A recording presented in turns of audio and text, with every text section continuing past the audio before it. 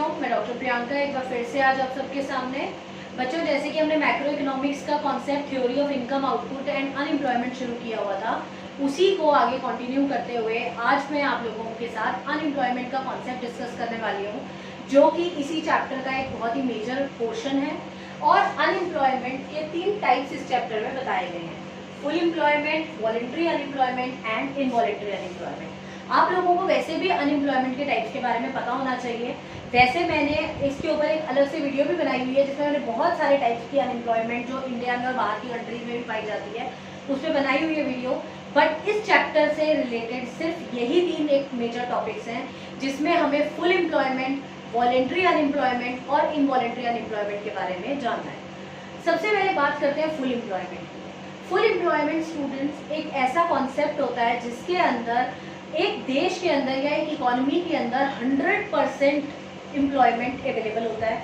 There is not a single person who is unemployed. कोई भी एक ऐसा इंसान वहाँ नहीं पाया जाता जो बेरोजगार है। इसको हम 100% एम्प्लॉयमेंट रेट या फुल एम्प्लॉयमेंट रेट भी बोल सकते हैं।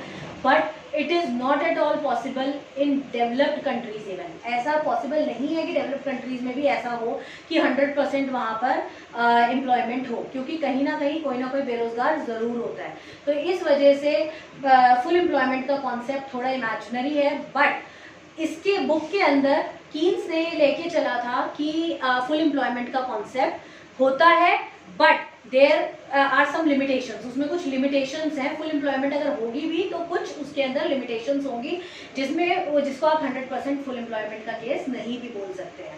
तो ये बेसिकली फुल एम्प्लॉयमेंट आपका होता है। फुल एम्प्लॉयमेंट का मतलब आई थिंक आपको क्लियर हो गया होगा कि जहाँ पर not even a single person is unemployed. अब फुल एम्प्लॉयमेंट में ये 2 चीजें बताई गई है, frictional unemployment and structural unemployment. ये कहते हैं कि 2 चीजें जेन्युइन है, ये ऐसा होता है। ये अनएम्प्लॉयमेंट कहीं पर भी होगी, चाहे वो डेवलप्ड होगी चाहे वो अंडर डेवलप्ड कंट्रीज होगी, ये अनएम्प्लॉयमेंट तो मिलेगी ही मिलेगी। क्या है समझने की कोशिश करते हैं। सबसे पहले बात करते हैं फ्रिक्शनल अनएम्प्लॉयमेंट की। फ्रिक्शनल अनएम्प्लॉयमेंट का मतलब होता है कि जब भी एक इंसान एक जॉब से शिफ्ट होकर दूसरी जॉब में कदम रखता है, तो उस टाइम पीरियड के दौरान जिस टाइम पर वो बेरोजगार रहता है उसको फ्रिक्शनल अनएम्प्लॉयमेंट बोला जाता है।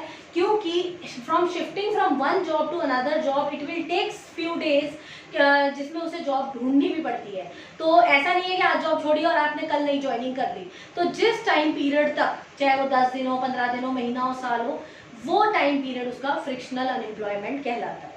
दूसरा है स्ट्रक्चरल अनएम्प्लॉयमेंट। स्ट्रक्चरल अनएम्प्लॉयमेंट एक ऐसा कॉन्सेप्ट होता है जिसके अंदर आपकी इकोनॉमी में अगर टेक्नोलॉजी अपग्रेडेशन होता है या आपकी इकोनॉमी के अंदर अगर कुछ चीज़ें चेंज होती हैं, जैसे कि डिमांड आपकी किसी और तरह के स्टाफ की है और जो स्टाफ ऑलरेडी वर्क कर रहा है उसके अंदर वो स्किल्स नहीं है, तो वो स्ट्रक्चरल अनएम्प्लॉयमेंट कहलाता है। तो स्ट्रक्चरल अनएम्प्लॉयमेंट का मतलब क्या हुआ कि ड्यू टू टेक्नोलॉजिकल अपग्रेडेशन और सम अदर थिंग्स, जब आपके लोग जो पहले काम कर रहे थे वो बेरोजगार हो गए, उसको हम स्ट्रक्चरल अनएम्प्लॉयमेंट कहते हैं। ये बूम के टाइम पे या टेक्नोलॉजिकल अपग्रेडेशन के टाइम पे ऐसी बेरोजगारी होती है। तो ये किसी भी डेवलप्ड कंट्री के अंदर भी हमें देखने को मिलती है, दोनों type of unemployment.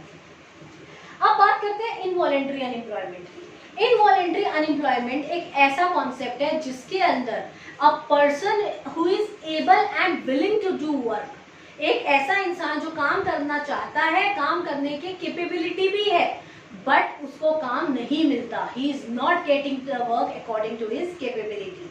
That is known as involuntary unemployment. Involuntary word what does it resemble? Involuntary का मतलब जो अपनी इच्छा से बेरोजगार नहीं है।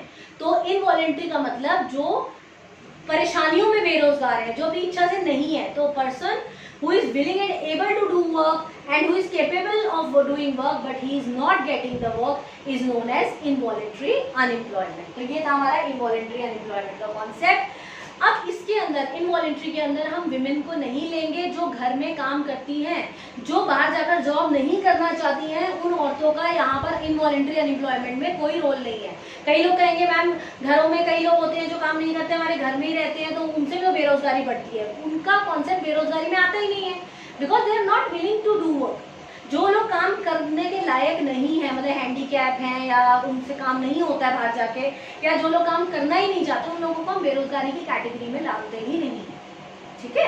अब लास्ट है हमारा voluntary unemployment. What do you mean by voluntary unemployment? इसको कहते हैं ऐच्छिक बेरोजगारी, जिसको हम कहते हैं अपनी इच्छा से जो लोग बेरोजगार, those person who are willingly unemployed, who don't want to do any work is known as voluntary unemployment। ऐसे लोग बहुत कम होते हैं वैसे देश में, मगर जो लोग काम करने की इच्छा ही नहीं रखते, जो अपनी इच्छा से बेरोजगार हैं, उनको हम कहते हैं वॉलेंट्री अनएम्प्लॉयड। जैसे हमारे घर में अगर हमारी मदर्स हैं जो नहीं काम करना चाहती हैं, बाहर जाकर वो घर का ही काम देखती हैं, तो उनको हम कहते हैं वॉलेंट्री अनएम्प्लॉयमेंट। तो ये वॉलेंट्री अनएम्प्लॉयड का कॉन्सेप्ट इकोनॉमिक्स में नहीं आता, हमारे इकोनॉमिक्स में सिर्फ इनवॉलेंट्री अनएम्प्लॉयमेंट का कॉन्सेप्ट रहता है, वो क्योंकि वो अकाउंटेबल है। तो बेसिकली ये है हमारा theory of income output and employment में अनएम्प्लॉयमेंट का कॉन्सेप्ट, जिसमें हम वॉलेंट्री अनएम्प्लॉयमेंट, इनवॉलेंट्री अनएम्प्लॉयमेंट और फुल एम्प्लॉयमेंट के बारे में पढ़ते हैं। तो ये टॉपिक आज मैं यहीं ख़त्म करूँगी। इसके बाद आने वाली वीडियोज़ में मैं आपको इसी चैप्टर की कॉन्टिन्यूएशन वाले टॉपिक्स बताऊँगी। तब तक के लिए यूँ ही आप मेरे वीडियोज़ को लाइक करें और मेरे चैनल को सब्सक्राइब करें।